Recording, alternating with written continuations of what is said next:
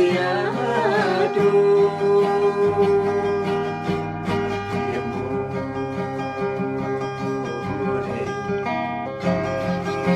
yemmuu si yaadu guddisee na gargaaruu nyaata koon raafadha guddisee na gargaaruu ani nyaata koon raafadha sati anaaf gootelaalee.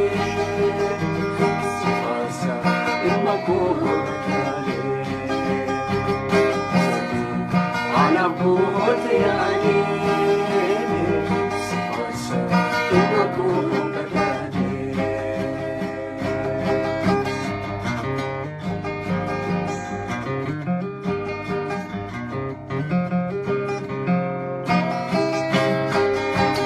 ingiteramu injitiramu fuligenate Gogate farfachola gotesite Akemantu adesu sakwada Kusi dendala samarasibala Akemantu adesu sakwada Kusi dendala samarasibala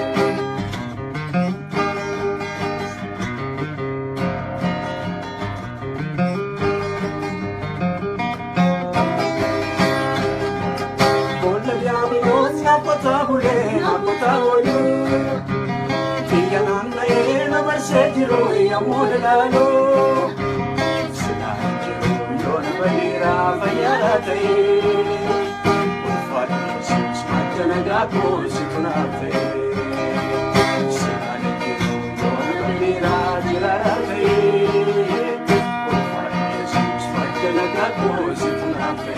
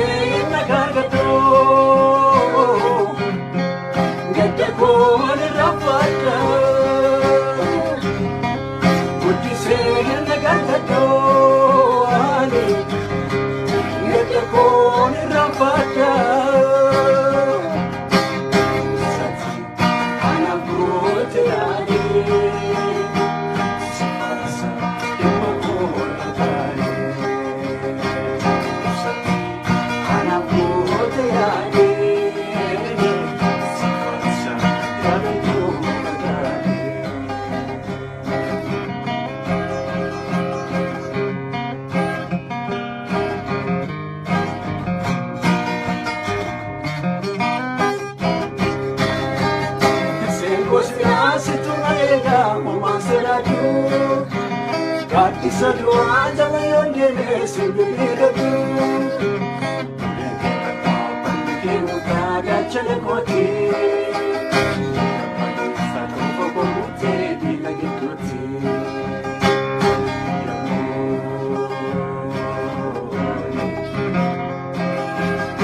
Yamusia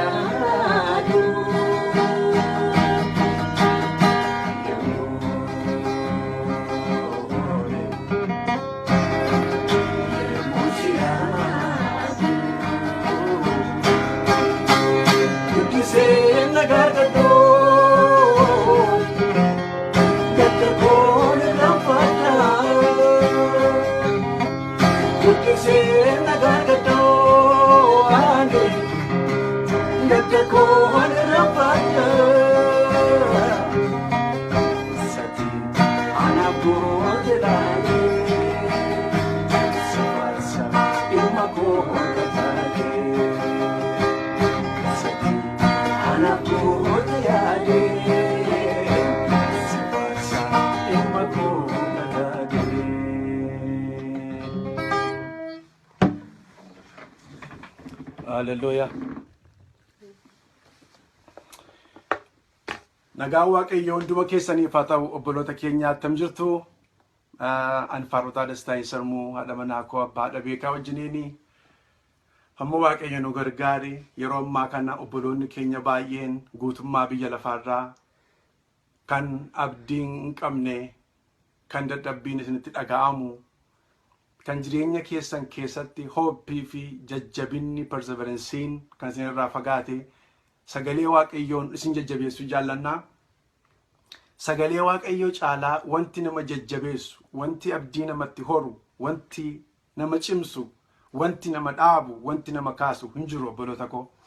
Kanaaf sagalee Waaqayyoo raajii Hisqeel boqonnaa 37 isa lafee harca'e, lafee manca'e, waan abdii hin qabne, waan foon hin qabne, waan foolii hin qabne, waan lubbuu hin qabne, waan hin dubbanne irratti sagalee Waaqayyoon ni jiraataan ergame jennaan lafa manca'ee sassaabamee lafa bittinnaa'ee walitti dhufee wanti abdii hin qabu jedhame. Waaqayyoon Hisqeeliin gaafatu kun nama ta'a itti yaaddaa jennaan waa'ee kanaan beeku kana siifan dhiisaa jedhe. Jireenya keessan keessatti waa'een koo hiika dhabeera, waa'een koo deebii dhabeera, waa'een koo namaaf hibboo ta'eera, waa'een koo daa'ilemaa ta'eera, garattan hiiku dhabeera kan jettan hoo jiraattan sagalee Waaqayyoo deebii isin qaba. Sagalee Waaqayyoon isin jajjabeessuu jaallanna obboloota koo. Sagalee Waaqayyoo isa du'aa kaasu boolla keessaa, isa fayyaatti du'e immoo isa jajjabeessu, isa cimsu, isa lubbuu namatti toru sagalee Waaqayyoon isin jajjabeessuu jaallanna. Kanaaf jireenya keessan keessatti hoop akka isin godhattanii barbaada yeroo ammaa kana. Jireenya keessan keessatti perseverance akka isin qabattanii barbaada yeroo ammaa kana.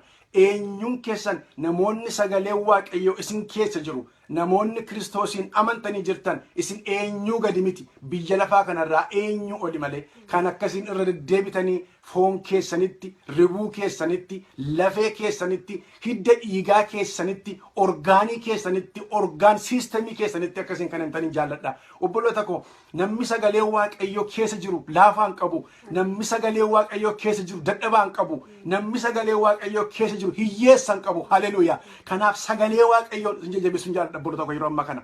Keessa koo waan jiruuf nana mana guutummaa biyya lafaarraa ardiiwwan hundumaa keessaa sabni keenya, sabni Waaqayyoon waaqeffatu manca'ee biyya garaagaraa jiru yeroo kanatti kan abdii hin qabne, kan hooppi hin qabne, waa'een koo maadi kan jettan balballi isinti kan cufame waan hundumaa ilaaltanii kan abdii kutattan jireenya keessan keessatti hundumtinuu hiikaa kan isinitti dhabe. Isinittani misraachoo Yesuus Kiristoos akkas jedhe gaafa macaafa maramaa sana fuudhe dubbise. Akkuma raajamee jiru raajii Isaayyaas keessatti hafuurri Waaqayyoo narra jira, ayyaanni Waaqayyoo narra jira, hafuurri gooftichaa na dibeera warra hidhamaniif hiikamuu, warra dukkana keessa jiraniif ifa akka lallabuuf, warra hiyyoomanitti badhaadhummaa akka lallabuuf, warra abdii hin qabneef abdii akka lallabuuf, hiyyeessotaaf na dibeera jedhe. Yesuus Kiristoos warra hiika dhaban, warra manca'an, warra tamsa'an, warra hiika hin qabne jireenyi isaanii, warra abdii dhabanitti abdii horuudhaaf dhufe. Boolla du'aa kiyaa nu yayyaasuu dhufe obboloota koo. Yesuus Kiristoos hin yaadattu gaafanni du'ee awwaalamee gara si'oolitti gadi bu'e Si'ool keessatti Iyesuus Kiristoos inni jireenya ta'e, Iyesuus Kiristoos inni ifa ta'e, Iyesuus Kiristoos inni sagalee dhugaa ta'e, Iyesuus Kiristoos inni uumaa ta'e, Waaqni inni sagalee ta'e sun gaafa inni gara Si'oolitti gadi bu'u namoota dhumoo, namoota du'oo, namoota bara bishaan badisaafaa dhuman du'aa keessaa Si'ool keessaa Si'ool yaase, hunduma isaanii ol yaase. Lafa Yesuus jiru du'i hin jiru. Haleluuyaa. Lafa Yesuus jiru du'aan jiraachuu hin danda'u. Lafa Iyesuus Kiristoos jiru jireenyi du'aan jiraachuu hin danda'u. Lafa Iyesuus jiru abdii du'aan jiraachuu hin danda'u. Lafa Iyesuus jiru hooppiin du'e jiraachuu hin danda'u. Lafa Iyesuus jiru abdii jiraatatu jira. Lafa Iyesuus jiru sagalee jireenyaatu jira. Lafa Iyesuus jiru gammachuutu jira. Lafa Iyesuus Kiristoos jiru abdiitu jira. Obboloota koo abdii jiraataa qabna. Haleluuyaa. Kanaaf jireenya keessan keessatti har'a namoonni biyya garaagaraa jirtan, biyya baqaa kan jirtan, biyyoota ollaa, biyyoota Itoophiyaatti baqattanii kan jirtan, as biyya hambaa biyya garaagaraa keessa kan jirtan, impaayera Itoophiyaarra kan jirtan, የምስራች ቦርቶ ወስንተንማ ኢየሱስ ክርስቶስ isa du'aa boollaa kaasudha. Iyesuus Kiristoos isa hir'uu guutuudha. Iyesuus Kiristoos isa lafee duwwaatti foon uffisee ribuu godhee morgaanaqee maashaatti godhee masiliitti godhee isa kaasee dhaabudha. Sittini maarra kana obboleessa koo obboleetti koo lafa jirtan hundumaarra sagalee waaqayyoo akka inni abdii keessan kaasee dhaabu amantii kooti. Kanaaf yeroo koon dedikeet godhee sin duukaa jira. Obboloota koo sagalee waaqayyoo keessan isinii dubbisa. Isaayyaas 38 lakkoofsa 13 gubbaarraa akkas jedha. Iddoon lafa jalaa sin galateeffatu, duunis sin faarfatu, warri du'an boollatti gadi bu'an amanamummaa kee hin abdatani. Namni waaqayyoon hin abdanne isa du'e duwwaadha. Namni waaqayyoon amanamummaa isaa hin dubbanne isa du'e duwwaadha. Izer isa du'ee awwaalame. Or isa fayyaatti du'e. Namoonni du'an waaqayyoon hin abdatan. Namoonni lubbuu hin qabne waaqayyoon hin abdatan. Namoonni jiraatoon garuu waaqayyoon abdatu. Namoonni jiraatoon waa'ee waaqayyoo dubbatu. Namoonni jiraatoon waa'ee waaqayyoo himu. Waaqayyoo abdii kooti jedhu. Waaqayyo gaachana kooti jedhu. Waaqayyo da'oo kooti jedhu. Waaqayyo golgaa kooti jedhu. Daawit akkas jedha Faarsaa 89 keessatti gaarummaan waaqayyo maal akka ta'e mi'eeffadhaa ilaalaa jedha. Obboloota koo God is personal God. Waaqayyo waaqa dhuunfaati. Waaqayyo waaqa garaati. Waaqayyo waaqa lapheeti. Hamma amantirraa buufatta. Hamma sittirraa fayyadamta. Kanaaf du'aan godhiin amantii kee, du'aan godhiin abdii kee, inni akkasii beekee waaqayyoon hin abdatu. Inni akkasii beekee waaqayyoon hin jajatu. Akkas jedhee garbichi waaqayyoo kun du'aan warri boollatti gadi bu'an, warri gara qileetti dhidhiman gaarummaa kee haasa'uu hin danda'an, guddummaa kee haasa'uu hin danda'an. Galanni waaqayyoof haa ta'u. Obboloota koo nu jiraatoodha. Gaarummaa waaqayyoo hin dubbanna. Nu lubbuun jirra. Gaarummaa isaa hin dubbanna. Hin abdanna waaqayyoon. Ameen. Waaqayyoon hin abdanna. Waaqayyo abdii keenya. Waaqayyo da'oo keenya. Nu wajjiniin immoo jira. Galanni waaqayyoof haa ta'u. Hin fakkaatu. Haala keessan gaafa laaltan waan waaqos hin duukaa jiru hin fakkaatu. Yeroo tokko namni waaqayyo duukaa jiru akkasii nama jechisiisa. Sirriitti fakkaatiin garuu obboloota koo abdiin duun of keessaa qabna. Jireenya isa kennu Iyesuus Kiristoosiin of keessaa qabna. Kanaaf du'aan sin galateeffatu. Inni gara boolaatti gadi bu'e sin abdatu. Angaruu sin abdadhaa jedhe garbichi waaqayyo. Ermiyaas boqonnaa 17 lakkoofsa 7 irraa akkas jedha. Namni ana waaqayyoon amanatu. Sinin dubbisa sagalee waaqayyoo kana. Ermiyaas 17 lakkoofsa 7 irraa akka jedha. Sagalee waaqayyoo. Garuu namni ana waaqayyoon amanatu. Ana duwwaattis kan of kennu hagammadu jedha. Namni ana waaqayyoon amanatu jedha waaqayyo. Namni anaan amanatu. Namni anaan abdatu. Namni abdii isaa ana godhate. Namni amanannaa isaa ana godhate. Namni hirkoo isaa ana godhate hagammadu jedha. Sinitti immoo obboloota koo sagalee waaqayyoo akkas jedha. Ermiyaas 23:9 gubbaadha. Beekaan beekumsa isaan of hin tuudin jedha. Ogeessis ogummaa isaan of hin jajin jedha. Inni beekus inni qabus qabeenya isaan hin koorin jedha. Namni ani waaqayyo kan ta'e namni beeku of ajaju. Ani wanta akkasii kanatti nan gammada jedha. Har'a waa tokkoon isinitti hima. Waaqayyo irratti akkasiin impressionii humtan hin barbaada. I invite you guys to impress God. You know the way you impress God. Yeroo amanattu, yeroo tirkattu, naajira gaafati jettu, Waaqayyoon impress goota. Waaqayyoon laphee isaatti bubuuta. Waaqayyoon teessoo irraa kaafatta. Waaqayyo naajira gaafa jettu. Sinittinuma Miseeqi, Sidiraaq, Abdinaagoon Waaqayyo nuu jira jedhanii abidda seenan. Teessoo isaarratti Waaqayyoon impress godhan. Hallelujah. Waaqayyoon impress goota gaafa isa abdattu. Gaafa isa amanattu Waaqayyo hin danda'u garaansa teessoo isaarraa ka'ee ibidda keessa lixee isaan duukaa warra isaan ibidda buusanitti yoo mul'ise duukaan jira ijoollee koo jedhe moototaan. Hallelujah. Duukaan jira jedhe. Gaafaati itti amanachuu kee rakkina keetti himtu. Gaafaati Waaqayyoon abdachuu kee namootatti himtu, diina keetti himtu. Waaqayyo immoo si cina dhaabbatee diina keetti mul'isa. Impress godhi. Obboloota koo namni ana Waaqayyoon amanatu jedhe Waaqayyo. Namni anaan abdatu inni hagammadu jedhe. Eenyuun miti. Biyya lafaarraa wanti abdatamu hin jiru. Ikoonomiin hin abdatamu. Salamoon akka jedha wanta ija koo duratti bareedu hundumaa gochuudhaaf hin dhoowwamneen ture hundumtinuu garuu akkasumaan akka inni ta'een arge. Qabeenyis guutummaa guutuutti naman abdii namaan ta'u walakkeessa baraarraan ga'ee nama ganaa jedhe. Ogummaan nama ganaa, beekumsi nama ganaa, taayitaan nama ganaa. Yaadadhaan jedhamu gadina tsooriin taayitaa isaa abdatee, marcuma isaa abdatee, iddoo jiru abdateeti.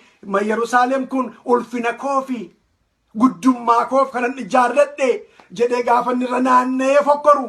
Waaqayyo akka jedhe taayitaa kan namaa kennu Waaqayyo, kan namarraa fuudhu Waaqayyo, mootummaa kan namaa kennu Waaqayyo, kan namarraa fuudhu Waaqayyo.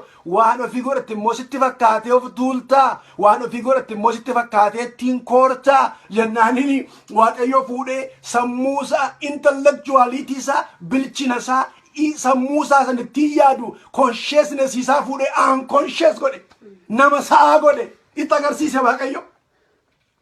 Caakkaatti gashee marga dheechise, qeensatti biqilchee horii godhe nama. Obboloota koo siltaanni nama irratti nafu. Tarii warri aboo keessan abdattanii, taayitaa keessan abdattanii ilma namaa cuuccan akka maleetti warri aboo keessatti fayyadamtan, warri nama Waaqayyo akka bifa isaatti akka fakkeenya isaatti uume irra dhidhiittan, warri irra ejjettan, ayi isinittin hima guyyaa tokko isin gana. Isin immoo isinittin hima.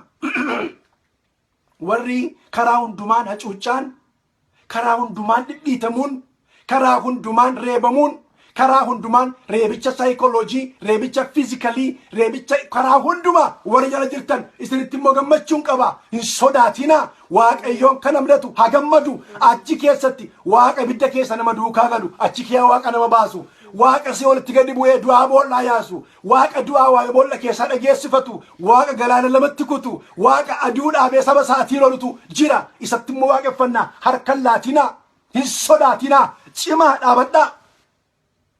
Akka jedhe Museen saba Israa'eliin hin sodaatinaa, hin raafaminaa, Waaqayyo meerre hin jedhinaa, baasee nu biraa hafee hin jedhinaa. Galaanatti du'a gidduu nu galchee fundurri galaana duubni eeboo gidduu nu galchee nu biraa hafee nurratti diraamaa hojjetaa Waaqayyo, nuun taphataa Waaqayyo hin jedhinaa, hin dubbatinaa. Har'a wanta Waaqayyo isinii godhu ija keessanii ilaaltu jedhe. Hallelujah. Waaqa nama lolu qabna obboloota koo.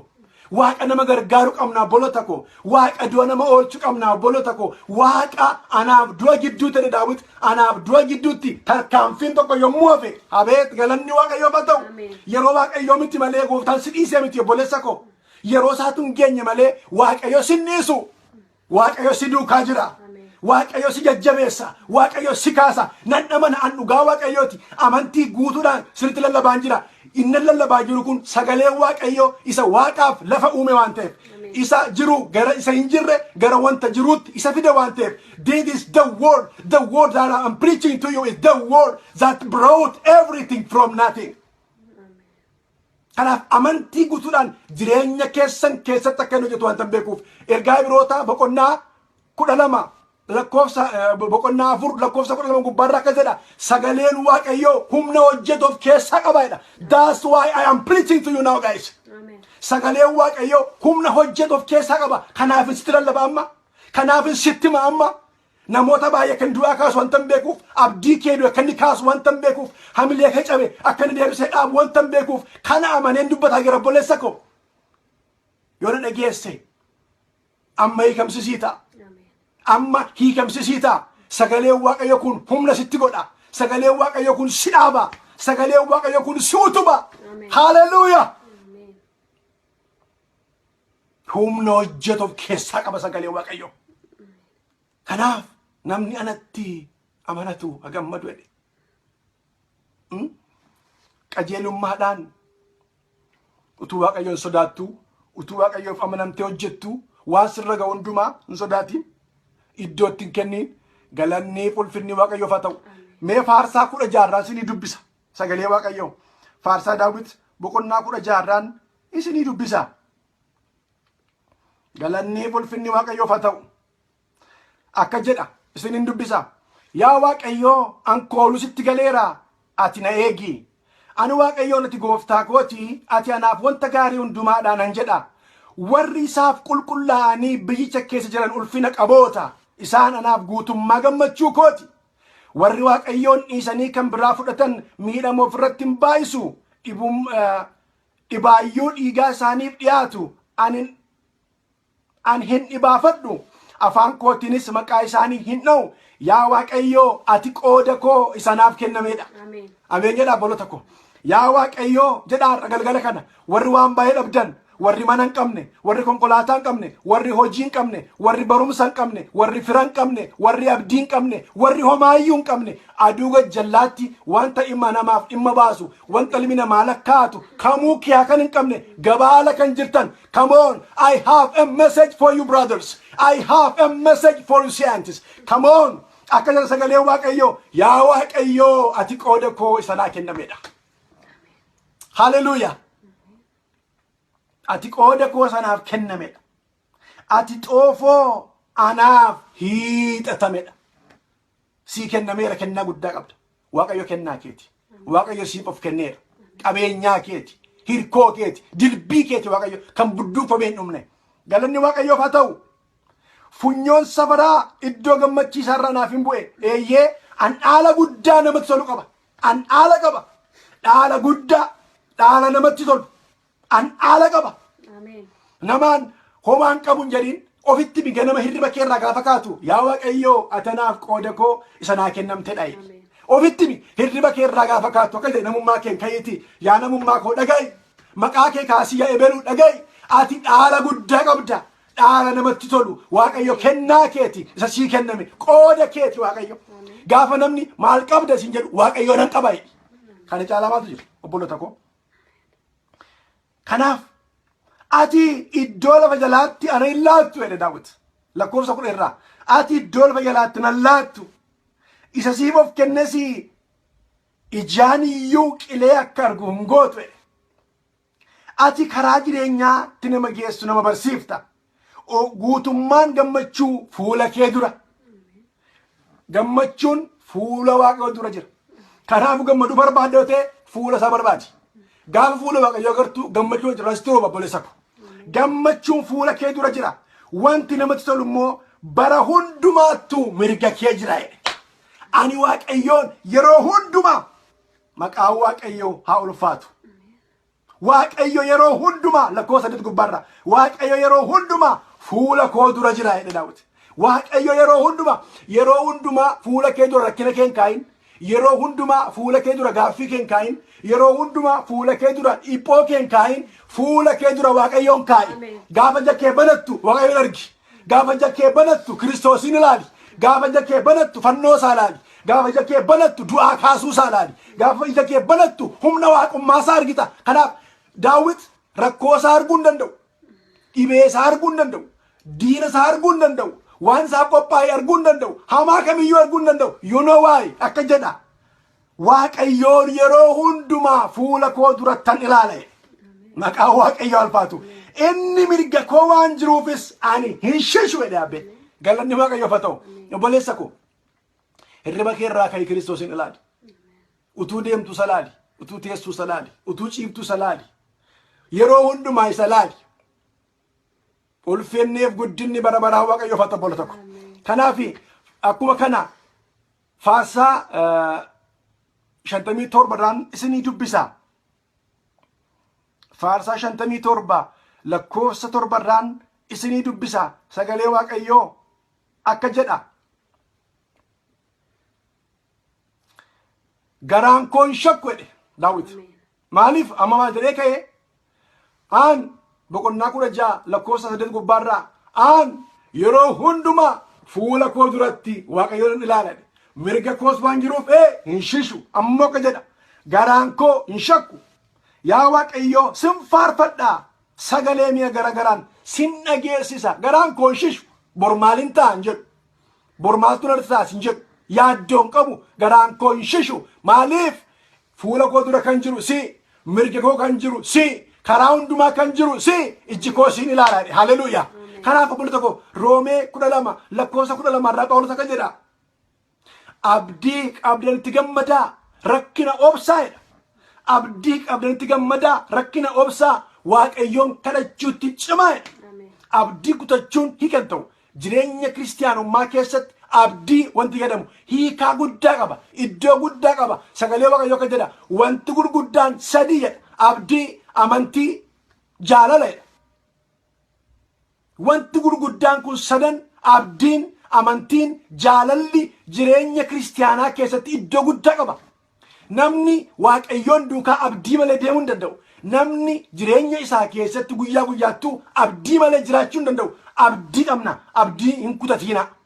Abdii hin kutatiina. Harka hin laatina. Karaa kamiinuu Waaqayyo abdii keenya. Karaa kamiinuu Waaqayyo boojuu keenya hin deebisa. Abdii qabdanitti gammadaa. Rakkina obsa. Obsi iddoo guddaa qaba.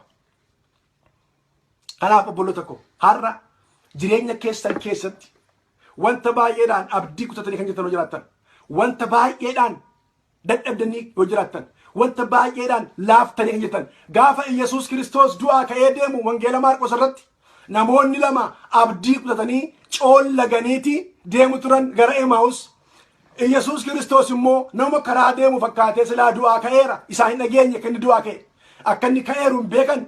Akkuma nama taraa tokko, akkuma nama gatii hin qabne, akkuma nama gabaa isaan duukaa deematti makamee hin argani. Iji isaanii qabameera. Iji foonii Waaqayyoon argu obboloota koo. Kanaafiti maalaa softuu jennaan coolaganiiru abdiin qaban. Inni sin coollagdanii haasaa deemtan kun waa'ee isaa maa inni jennaan ati immoo hin beektu. Ati as hin turree, ati keessummaadhaa, lafa kanaaf haaraadhaa, abdii keenyatu du'e jedhan. Obboloota koo isinitti hima abdiin isaanii du'aa ka'ee isaan duukaa jira. Isaan immoo abdii keenyatti du'e jedhaniiti karaara du'a mardoo odeessaa deemu. Come on guys. Yesuus Kiristoos si duukaa jiru abdiin kutatiin. Yesuus Kiristoos si duukaa jira karaa keetti, mana keetti, garaa kee keessa, karoora kee keessa. Yesuus jira. Kanaaf afaan kee irraa gammachuu na dhaga'amu. Afaan kee irraa mo'ichaa dhaga'amu. Sagalee Waaqayyoo akka jedha. Aboon duunis jireenyis aboonsaa arrabarra jireedha. Kanaaf jireenya kee irratti ganama gaafa kaatu abdii lallabi. Cimina dubbadhu. Hamilee kee kaasi obboloota koo sitti himaa. Hamilee kee ol fuudhi. Waaqayyo naa jiradhi. Waaqayyo faajjii keeti. Waaqayyo gaachana keeti. Waaqayyo mirga keeti. Waaqayyo abdii keeti. Kanatti midiina keetti. Haleluuyaa. Nuu jira Waaqayyo obboloota koo. Nuu jira. Eenyuun hin abdannu Waaqayyoon abdanna. Waaqayyo abdii keenya. Waaqayyo da'oo keenya. Kanaaf hin coollagiinaa obboloota koo. Hin coollagiinaa harka hin laatinaa. Waa'een keenya dhumeera hin jedhinaa. Hin dhumne waa'een keenya. Waa'een keenya raawwatameera hin jedhinaa. Hin raawwanne waa'een keenya. Waaqayyo inni nuyi waaqeffannu. Waaqayyo inni nuyi halkaniif guyyaa waamnu. Inni nuni iddoo garaagaraa teenyee Waaqayyotti iyyinu hin dhaga'ama. Waaqayyo iyya saba Israa'el hin dhaga'e. Teessoo sarara gadi bu'e akkuma jedhu Waaqayyo abdii keenya Waaqayyo dhaga'u qabna. Gaaf tokko hin bu'a, hin farada. Galaanni keenya hin hirama. Iyyaarikoon keenya hin diigama. Abdii kee jiraataadha. Haleluuyaa. Waaqayyo sagalee isaa kanaan isin keessatti hojii haa hojjetu. Baay'ee isin jaallannaan himmaatiin koo Waaqayyo isin haa eebbisu. Yeroon keessan, barri keessan haa eebbifamu. Waaqayyo abdii keenya. Haleluuyaa.